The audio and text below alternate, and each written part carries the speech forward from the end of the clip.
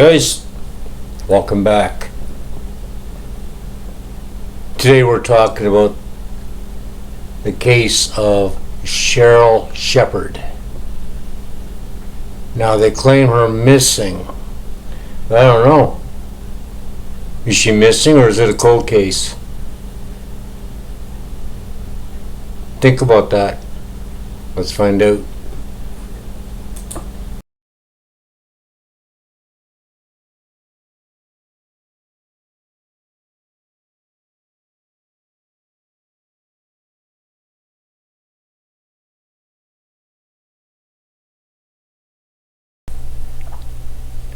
Beautiful, vivacious, 29-year-old blonde disappears 4 days after her fiance proposes to her on live television.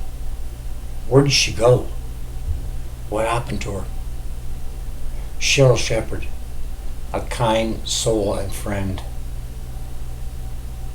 was reported missing January 4, 1998 after she failed to pick up her mother from the train station. At first, her fiance, Michael Lavoie,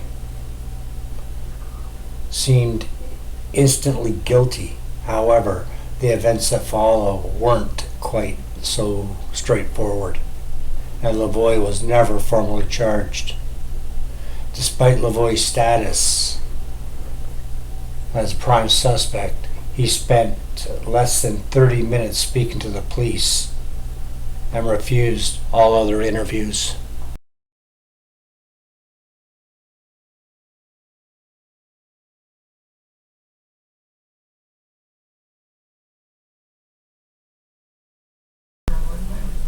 Sheryl Sheppard was born in Hamilton, Ontario, Canada, on September 29, 1968. She dropped out of school in the 10th grade. A slim girl weighing 104 pounds and standing 5 feet 4 inches. She was a knockout with bright blue eyes and blonde hair. Sheppard was interested in paintball and horseback riding. Friends described her as fun, kind-hearted, down-to-earth, and very nice. She married twice, first to Keith Dale and then to Brian Sweeney. Both marriages were short.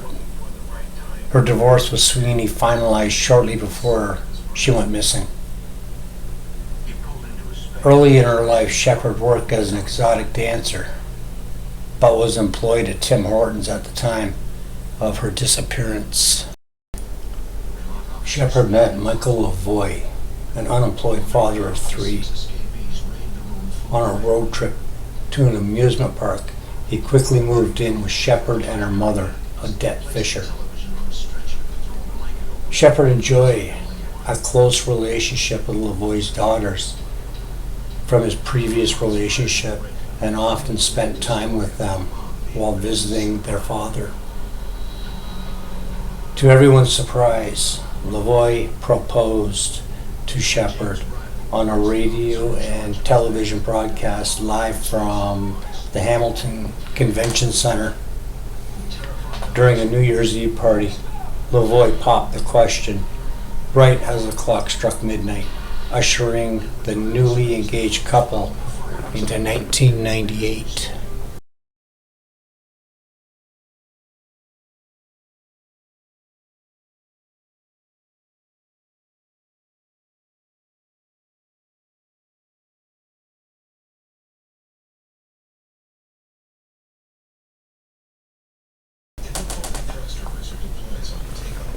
The couple's relationship was not always a picture of happiness.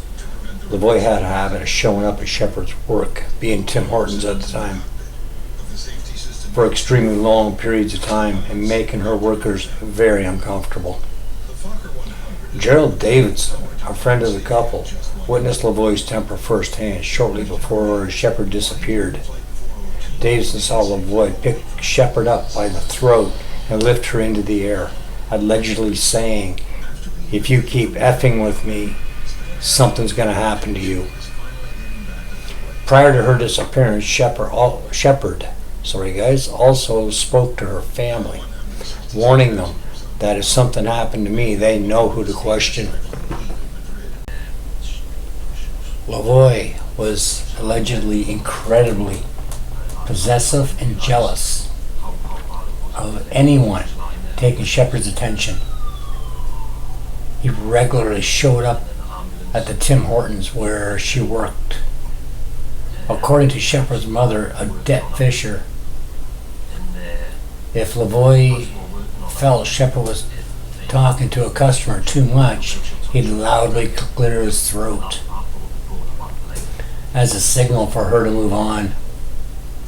Witnesses from the day before Sheppard disappeared recalled seeing Lavoie sitting extremely close to Sheppard, seemingly trying to show everyone in the room she was his. She was said to have complained about needing space to play the game. Lavoie and his former partner, a woman named Gwen, dated from their early teens until their mid-20s. The pair had 2 children and lived as husband and wife, despite never actually marrying. Gwen said Lavoie had broken her cheekbones in the past, and he admitted he often fantasized about killing her. An incident with police in 1995 caused a demise in their relationship. While at a gas station, Lavoie told the tenant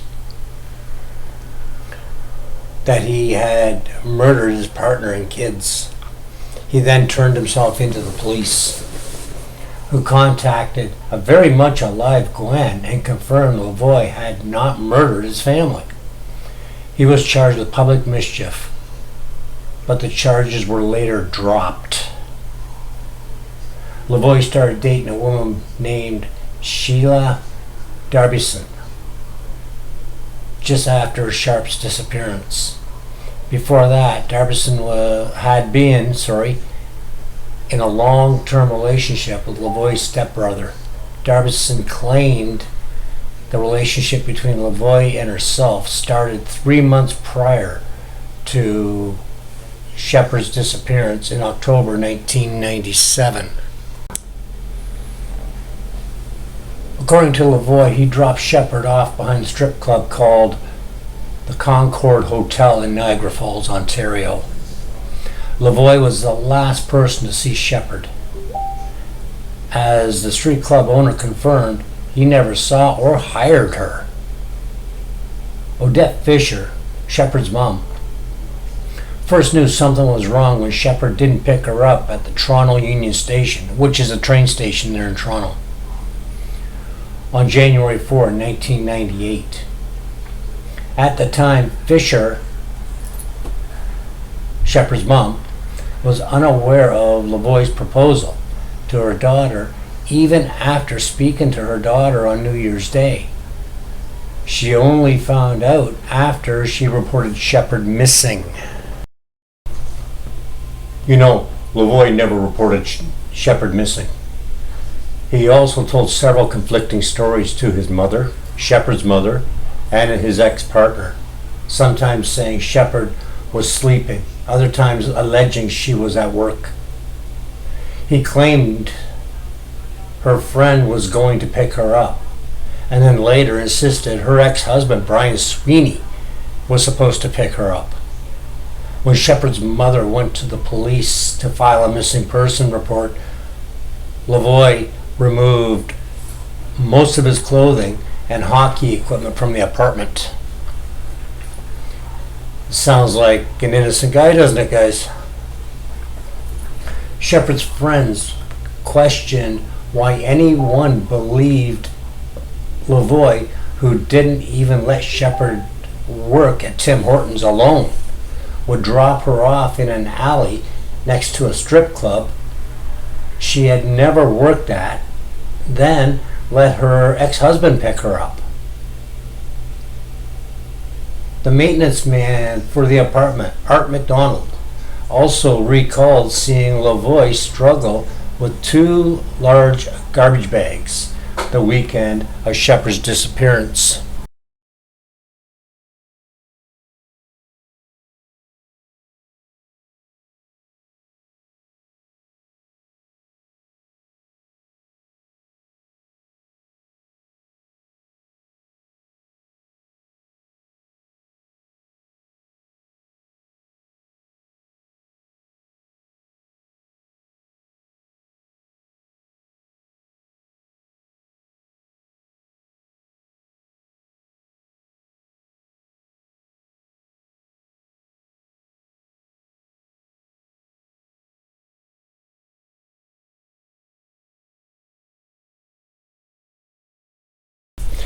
Gerald Davidson, the couple's neighbor, remembered seeing Lavoie in the parking garage with some suspicious garbage bags. For 10 days, police combed the apartment. Sheppard, her mom, and Lavoie shared, focusing on some suspicious staining on the hallway wall. Sheppard's purse, ID, glasses, and contact lenses were all in the apartment. She couldn't see without them. She was blind without them, but they were there. Police noticed the curtains on in the living room were not held up by a curtain rod, but rather nailed to the wall. Sheppard's mother noted the curtains were not that way when she left for the weekend.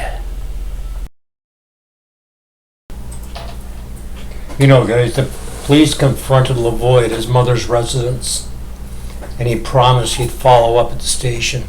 After Lavoie was a no-show, the police attempted to track him down. He was later found hiding inside a multi-storage facility with the engine of his vehicle running, a possible suicide attempt via carbon monoxide poisoning.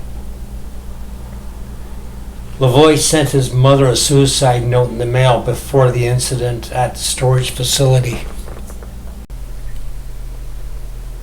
Paula Branton, Sheppard's longtime friend and co-worker at Tim Hortons, told police Sheppard stopped working as an exotic dancer and said if she had started back up, Sheppard would have told her. Friends and relatives also told police Lavoie and Sheppard frequently fought, and they were all surprised to hear the couple were engaged. Another friend who spoke to Sheppard shortly after Lavoie proposed claimed that Sheppard told her she intended to cancel the engagement, but was too afraid to do it in private because she feared Lavoie's reaction could be violent. Lavoie also refused to participate in any media pleas for Sheppard's safe return or any searches conducted for her. Police kept a stern eye on Lavoie, as the partner of a murder victim is responsible for the crime. Despite being the only suspect at the time, Lavoie was questioned by police for less than 30 minutes. Sheryl's ex-husband, Brian Sweeney, immediately came forward and requested a polygraph test so the police could be sure he was not involved. Despite being the main and only suspect in Sheppard's case, Lavoie has never been charged with murder. Police are still offering a $50,000 reward for information leading to the conviction in the case. An unproven rumor that Sheppard will never be found because Lavoie had put her body through a wood chipper persists to this day.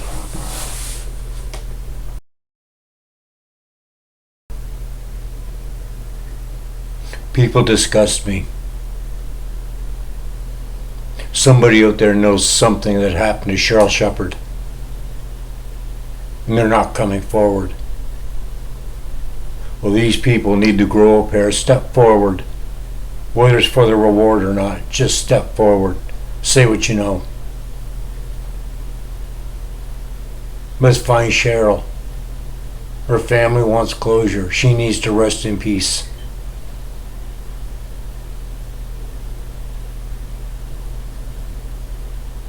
If it was Michael Lavoie, then let's get him put behind bars before another young woman gets dead.